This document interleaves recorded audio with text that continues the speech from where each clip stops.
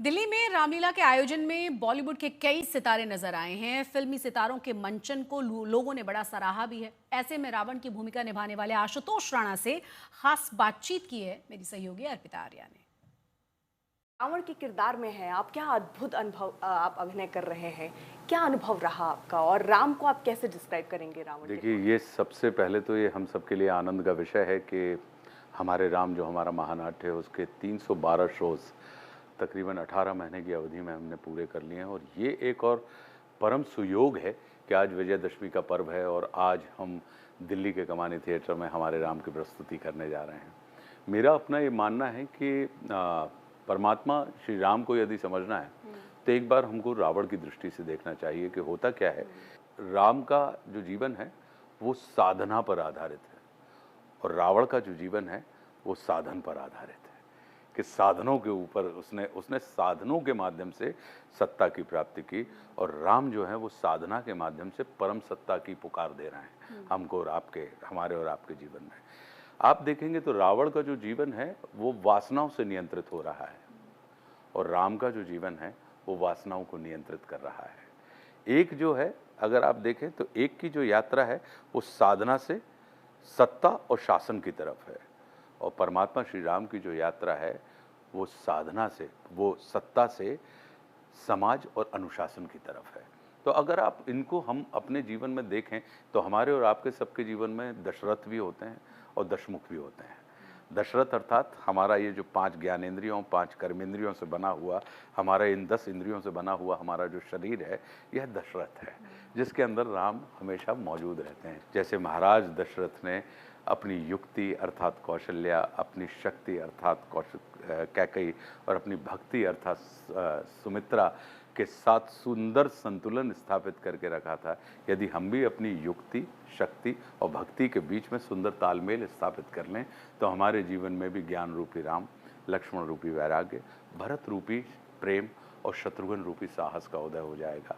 और फिर हम जैसा कि कहते हैं कि कहाँ हुआ था जन्म, बोले अयोध्या में हुआ था। अयोध्या का अर्थ होता है जहाँ पे युद्ध नहीं होता या जिसे युद्ध में नहीं जीता जाता। तो इस नाते हमारी जो पूरी देह है वो अयोध्या में रूपांतरित हो जाएगी, अर्थात कॉन्फ्लिक्ट, हम द्वंद्व रहित हो जाएंगे। तो दशमुख यानी अपनी वासनाओं के ऊपर भी जिसने विजय प्राप्त कर ली, दशमुख के ऊपर विजय प्राप्त कर ली, वही व्यक्ति कहीं ना कहीं नर से नारायण की प्राप्ति कर पाता है। रावण के लिए एक अलग तरीके के भाव, लोगों के मन में 2 भाव आप कह सकते हैं, क्योंकि उनको ज्ञानी भी बोला जाता है, उनको बोला जाता है आप भी जिस तरह के संगीत के ज्ञाता, साधक, शिव के परम भक्त। तो ऐसे में ये जो रास्ता उन्होंने चुना, मेरे मन में ये सवाल आता है कि सीता माँ का अपहरण क्यों चुना होगा उन्होंने। अगर आप देखें तो मातेश्वरी सीता क्या है, मैं इनको इस दृष्टि से देखता हूँ कि वो शक्ति का स्वरूप है। तो राम भी शक्ति का उपासक है और रावण भी शक्ति का उपासक है। लेकिन जगदम्बा सीता ने, परमात्मा श्री राम यानी शक्ति ने राम का वरण किया और रावण ने शक्ति का हरण किया। तो ये कहानी हमें ये बताती है कि शक्ति हरण का नहीं, वरण का विषय होती है। और जब भी कभी आप शक्ति का हरण करने का प्रयास करते हैं जीवन में तो आपका मरण निश्चित है, आप ये मान के चलिए।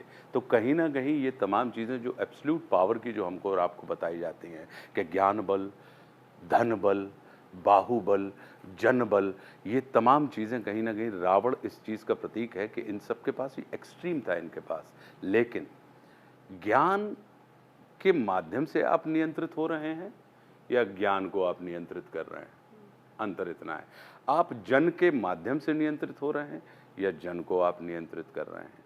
आप बाहुबल के माध्यम से नियंत्रित हो रहे हैं या आप अपने बाहुबल को नियंत्रित कर रहे हैं।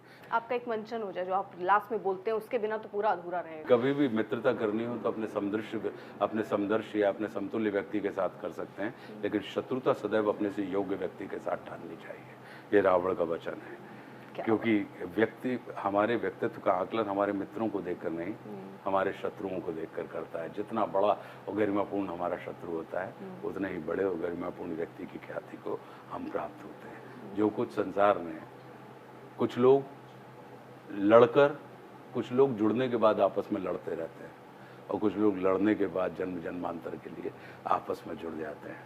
तो वो जो बात है, ऐसे कई सारे नगेट्स हैं जो कहीं ना कहीं वो अपने अनुभवजन्य ज्ञान से हमारे राम को उस दृश्य में आता है। चलिए, आपको बहुत बहुत शुभकामनाएं। बहुत-बहुत आप ऐसे ही धन्यवाद। ये मंचन करते रहें और धन्यवाद। इतना खूबसूरत किरदार आप निभा रहे हैं। रावण को ऐसा लगता है हम साक्षात अगर उस वक्त युग में होते देख रहे होते तो शायद वो ऐसे ही दिखता और ऐसे ही कुछ मुझे बोलता, और रावण की दृष्टि से हमने राम को आज समझने की कोशिश की है।